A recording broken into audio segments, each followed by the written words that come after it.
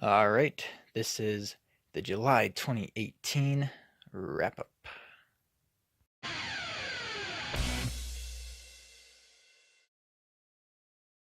So, even though it isn't the technical end of July yet, there's still like a few days left. Um, I just thought I would show you guys some of the comics that I got that I probably won't do a review on. It would take quite a long time to do a review on all of them, so I'll just show you guys um, some of the ones that I thought were cool, but I'm probably not going to do a review on. So, first up, and by the way, I've bought more comics than this in July, but I've done a review on most of those.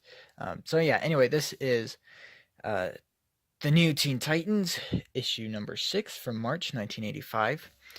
It's by Marv Wolfman and drawn by Dan Jurgens. So two of my favorite old school creators. And it's got a sweet cover from George Perez. Very 80s-ish, very funky, but I like it. I dig it. I dig it. So I thought that was cool. It's, I think, my first book that I've got by Marv Wolfman. Pretty sure I'll have to check my collection again, but it's one of the few, and I want to get this entire run. But that's going to be later down the road when I have more money because it's going to be expensive. But this is kind of the team that the TV show was based off of. Well, it is. And Marv Wolfman is the writer that the TV show is based off of. And that's one of my all-time favorite TV shows. So it's really cool to have a piece of that history in my collection. Next up, I have some cool kind of what-if stories. So I really didn't even know these existed, but it's what if Stanley, I guess it's called Just Imagine. So just imagine Stan Lee's Superman, Stan Lee's JLA, and Stan Lee's Aquaman. So each of these is Stan Lee's representation of Superman, the JLA, and Aquaman. And I really didn't know that DC had put these out. So I'm excited to read these and see what kind of changes Stan Lee made to these heroes. Obviously, Batman has an actual bat costume. Flash looks interesting. There's Superman again. Green Lantern looks kind of cool, kind of like Dr. Manhattan. Wonder Woman looks pretty neat. She's got a different kind of weapon there.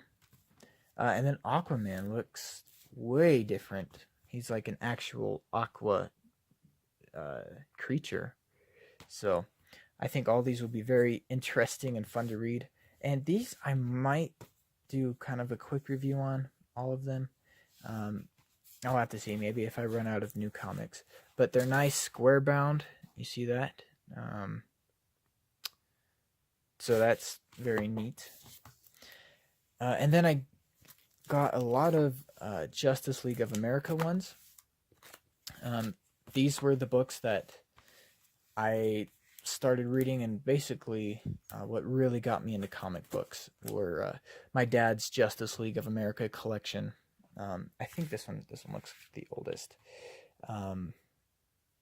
So this one is, wait a minute, I think there's another one. Yeah, here it is. This one is from 79. So my dad was getting comics around 75, 76. So this would have been just a little bit after he would have gotten, or after he was getting comics, but the logo and everything, the style of drawing, all looks like the stuff from that era, which, I mean, that's because it's from the era, duh. But I just thought it was really cool to get some of the Justice League of America books, some of my all-time favorites. And just the cast of characters is really cool. You have a retro Black Lightning who is now guest starring in Detective Comics. Here you've got a bunch of them. You got Green Arrow, Elongated Man, who made his TV debut in The Flash, which I need to do a recap, kind of a review on season 4 too. But anyway, that's cool. Again, here he is, Elongated Man. I'm not really sure who that is. Sorry, that is. But Flash looks cool, Aquaman. And this looks like a more recent issue, but 2011. So it's a one-shot. It was $5. I don't really know much about this, but all of these that I got today were $1. They were doing like a summer sidewalk sale because it was downtown, and they put a bunch of stuff out, and so you can just dig through the boxes, and anything in the boxes is $1. I wish I would have been able to get more, because $1 is a pretty good price for these comics. You know, even what they have them marked, $3, $2, for.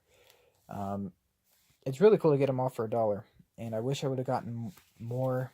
There were some more Justice League of America ones that I wish I would have gotten, but you know, what are you gonna do? You know, I only have so much money, and even with this, I still kind of feel like I overspent, but I enjoy them.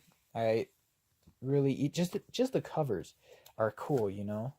I don't know. It's just a very American, very special kind of medium that are comic books. So yeah, I'm not gonna feel too guilty about spending. I think it was like $38 on all this stuff.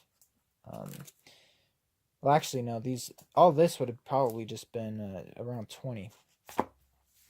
It was the new ones that I got today that really jacked up the price. And then I got some Jonah Hex because I got a Jonah Hex book probably 4 years ago from a used bookstore.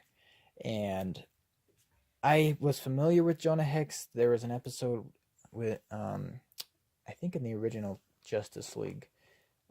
No, it was Justice League Unlimited, where I think Superman, Batman, Wonder Woman, and Green Lantern. Maybe it's just Green Lantern, Wonder Woman, and Batman. They go back in time and they meet Jonah Hex, and I thought he was a really cool character. And so I got a Jonah Hex book at that bookstore, and I've wanted to get more since then. It was interesting, and I'm from the West, so it's cool having a Western hero in the comics. And plus, now he's getting more popular because he's been in DC Legends of Tomorrow. So anyway, I wanted to get more books to see what he was about and read more about him. And this, I bought all these solely based on the cover, and I had picked out probably another 7, but thinking back, I probably should have just gotten them because that's just $7. But like I said, I had already spent like 38 on all this other stuff, so I don't know. I'll get them eventually, I guess.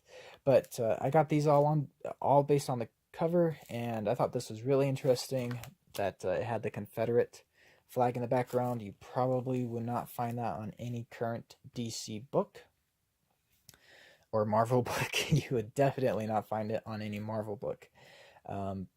But, back in the 80s, it was, the sign of rebellion for the South, which, I think it still is a sign of rebellion. But, yeah, I just thought that was really interesting, and I thought this one was cool. He's punching him through a glass window. So, all cool stuff, and I'm excited to read them. And again, I wish I would have gotten more. So, I guess I apologize to my future self in this video for not getting more of these. And then the last 2 things from that I got today, I got Secret Empire #1, simply because I wanted to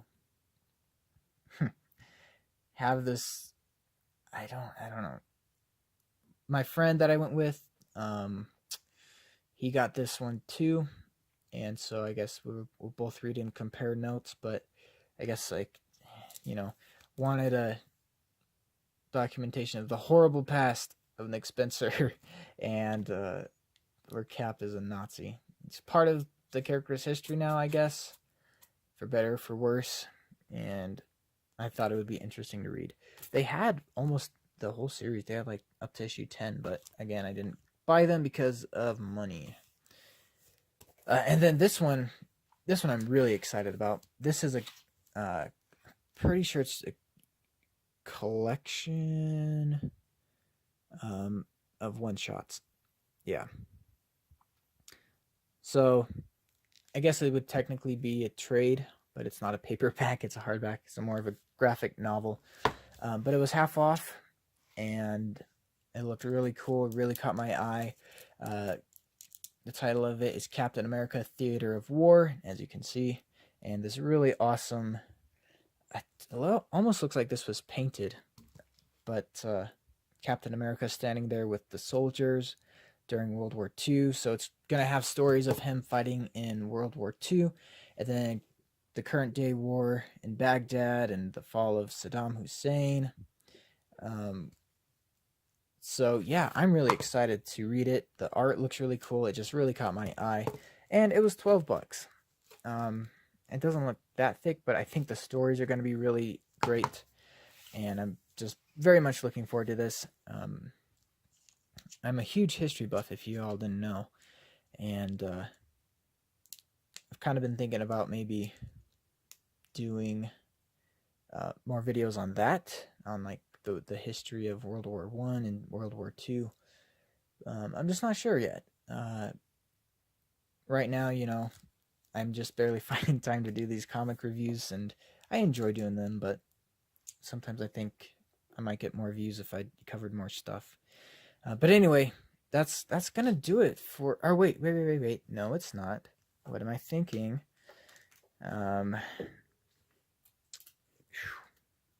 Just a second.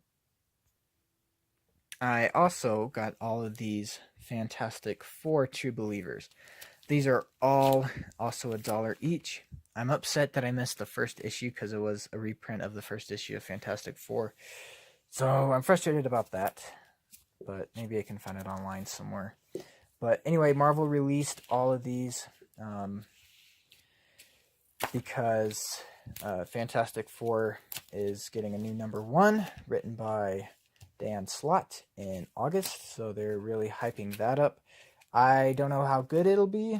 I hope it's good, but I think I have most of them. I think there's like 21, and the rest don't come out until next week. But yeah, I'm excited to read these. I don't know how much I'll get read before August, but I did want a good solid background of the Fantastic Four so I could compare the history of Fantastic Four to what Dan Slott is now writing, and see how it compares. Does his stay true to the classics? Is his better than the classics? I highly doubt it will be. I highly doubt that, but you never know. So I got these as well. These are on the very bottom of my reading list, though. I want to get through all the newer comics first, and I have more DC stuff to go over.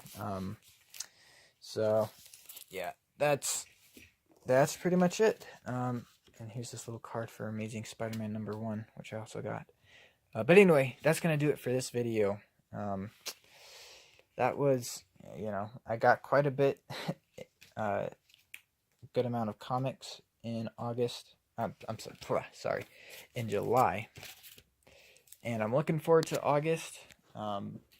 Action Comics #1001 comes out, which again is being written by Bendis. I really hope it's good. I really hope it's good.